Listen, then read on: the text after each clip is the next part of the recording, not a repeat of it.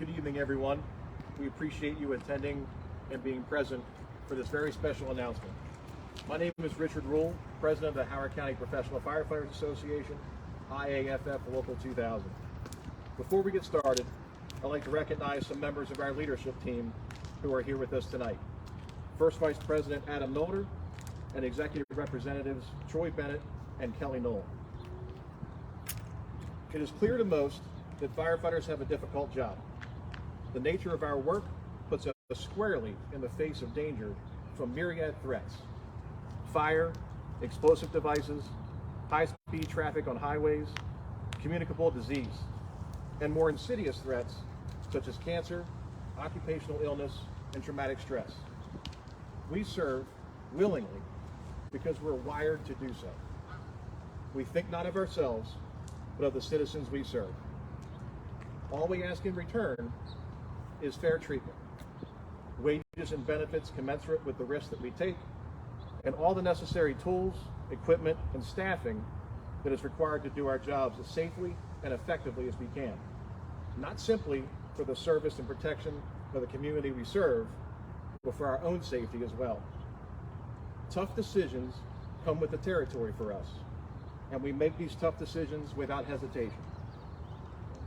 We expect the same thing from our county leaders, especially those who are in a position to have immediate and lasting impacts on the service we're able to provide, and the health, safety, and livelihood of our members who provide that service.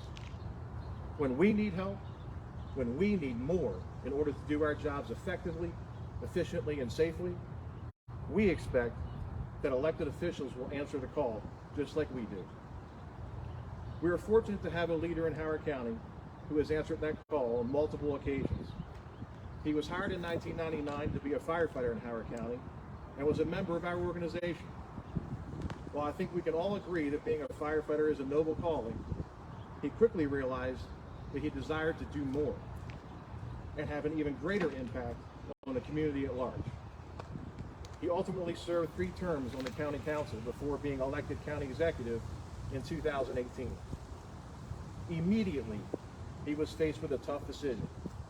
Without additional funding, Howard County Fire and Rescue would not be able to move forward with critical infrastructure investments, new service initiatives, and staffing improvements.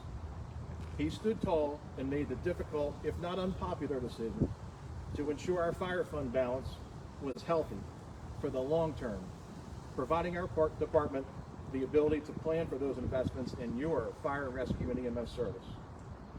When the opportunity presented itself, he brought new leadership to our department, a leader who believes in and lives by the concept of servant leadership, something we were in desperate need of.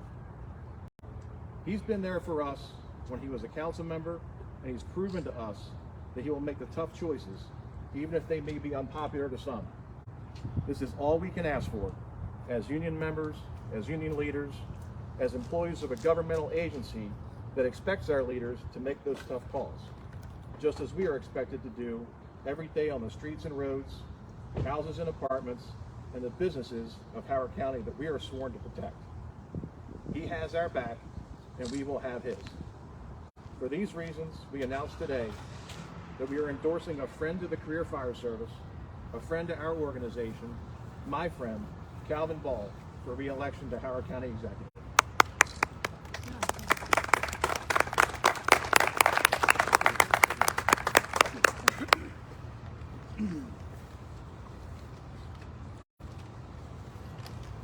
Thank you for those very kind words.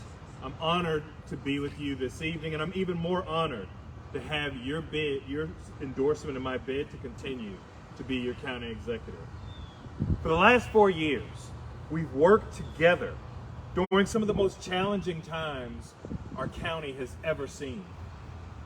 The COVID-19 pandemic brought unprecedented challenges to the brave members of our Department of Fire and Rescue Services, stretching the limits of what we all thought we were capable of. As you all have worked so hard to protect our residents, I've been honored to work hard for you.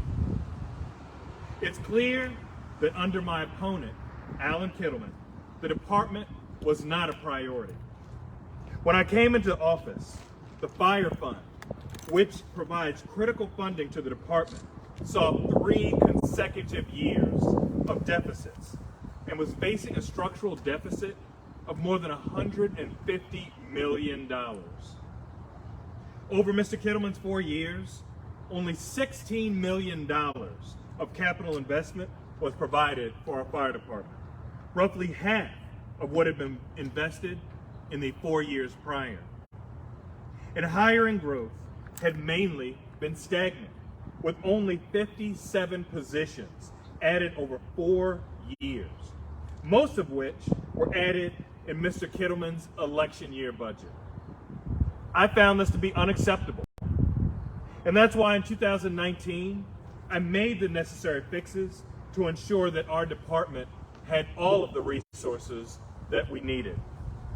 Can you imagine us going into a pandemic year and not ensuring that our first responders had the right resources, not ensuring that our first responders who run in when everyone else runs out were taken care of?